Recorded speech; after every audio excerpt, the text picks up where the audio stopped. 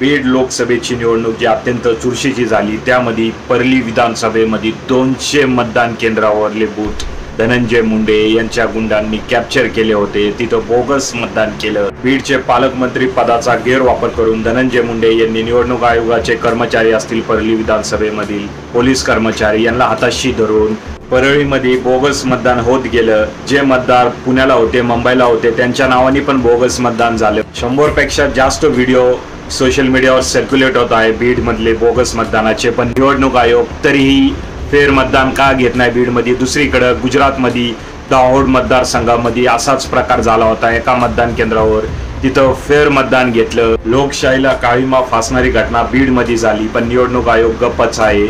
एकीकडे इक्वल ग्राउंड्सच्या गोष्टी करायच्या निवडणूक आयोगात, दुसरीकडे बीड मध्ये वेगळा न्याय, गुजरात मध्ये वेगळा न्याय द्यायचा। पक्षपातीपणा करणाऱ्या निवडणूक आयोगाचा मी जाहीर निषेध करतो।